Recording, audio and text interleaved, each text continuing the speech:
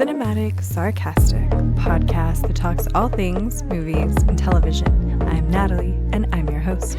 On today's episode, we are finally going to talk about Megalopolis. It took me a hot minute to get around to watching this one, and I am sorry. I'm sorry that we have to talk about this. It's going to be a thing. I'm not exactly sure where to start with Megalopolis. This one it's a doozy.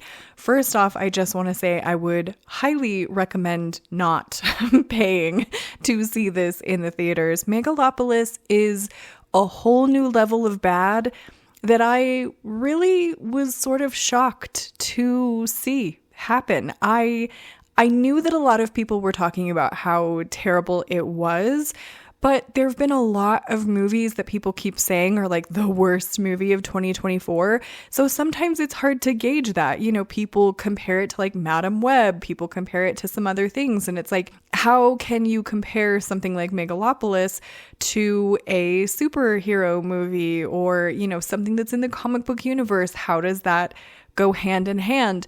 But I get it now. I get it. I really struggled through this one. I will be completely honest. It's a little bit over 2 hours long, and it's something. I don't know even how to put into words what Megalopolis is. There is a film that starred Anthony Hopkins. It came out very late 90s, almost 2000. I think it came out in like 1999. Anyway, the movie was called Titus. If anyone has seen Titus, you have seen Megalopolis. It's done in a very similar style. The difference here is Titus is really one of those movies that is sort of kind of done in the old style of Shakespeare, the way that they kind of carry on and do those things. If you've ever seen like a Shakespeare play or any of the movies that have been done as not modern retellings of William Shakespeare, but like the old style when they're speaking Old English and that sort of thing. Megalopolis is very similar to that. The way that the dialogue is done is so clunky and just, it's not written in a way that I feel like the majority of audiences are going to grasp onto very easily. And the acting is also very similar, in my opinion, to like a very stylized theatrical performance as opposed to an actual film. And I don't feel like Francis Ford Coppola had any forking idea what he was trying to do. Like, I think that there was definitely this undercurrent of sort of a meaning behind all of this. It really is kind of that duology, I guess, between the people who are kind of in power, who want to maintain that greedy sort of hedonistic lifestyle. And then on the other side, which would be sort of Adam Driver's side of things, is this like idealistic, utopian, you know, for the betterment of the people kind of person, right? And so they're clashing throughout this entire film. Where it loses itself is that there is no clear sort of plot line through this.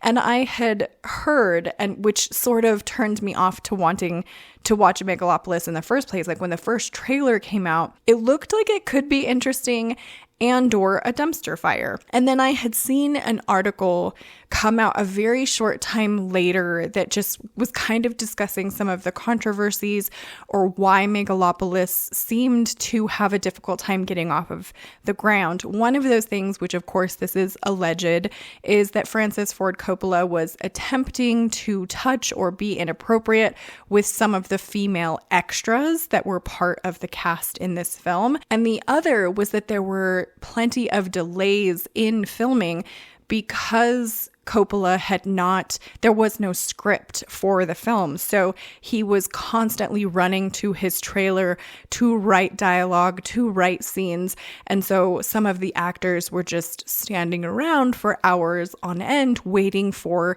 the next scenes for them to film. And that in my opinion, makes perfect sense as to why, some of the characters in this film sort of drop off and don't come back, why, things seem very convoluted and not very straightforward, and why it feels so much like all of these actors are, I don't want to say that they're like phoning it in, but it definitely feels like they kind of are unsure of their lines and they're delivering them in such a like over the top, very theatrical, very, crazy kind of manner that just is not the typical of what we normally see in film. So I'm not sure if either of those things is correct. Obviously, I was not on the set or involved in the production of this film at all, but it is very surprising to me also how many big names joined the cast for this. I mean, not only do we have Adam Driver in the lead spot,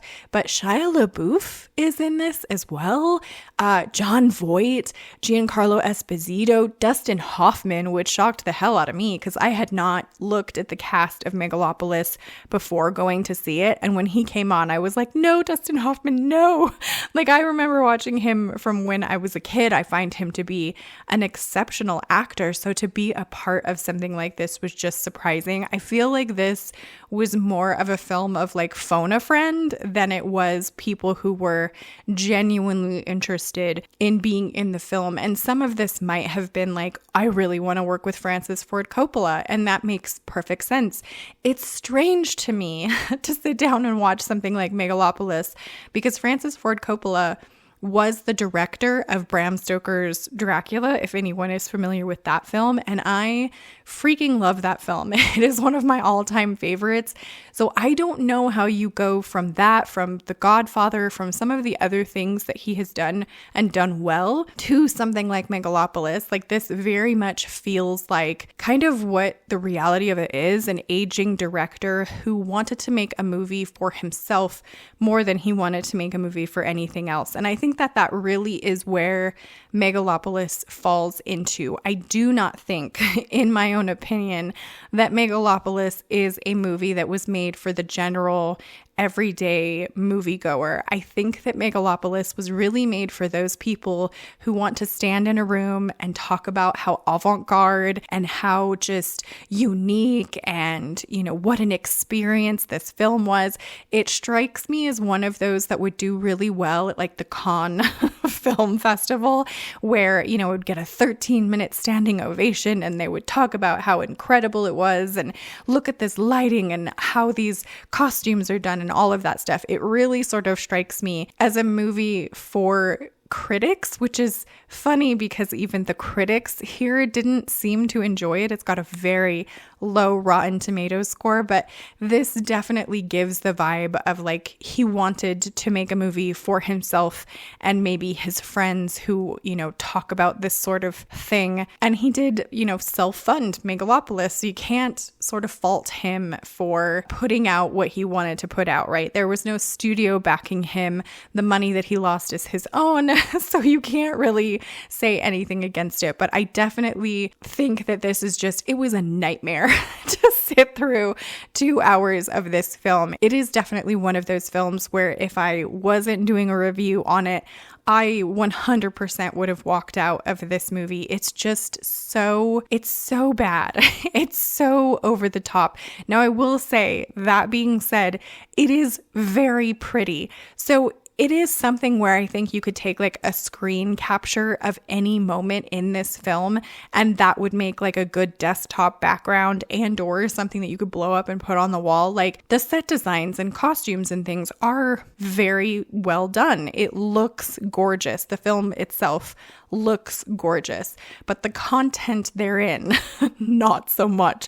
It's really a strange movie. I feel like it's one of those ones that if you're gonna watch it, it's gonna be like a FOMO watch. It's gonna be, is this really as terrible as everyone says? And the answer to that is going to be yes it is. So those are my thoughts on Megalopolis. I would love to know what you guys thought if you have watched this one. Subscribe to join the Movie Nerd family, and I hope to see you in the next episode.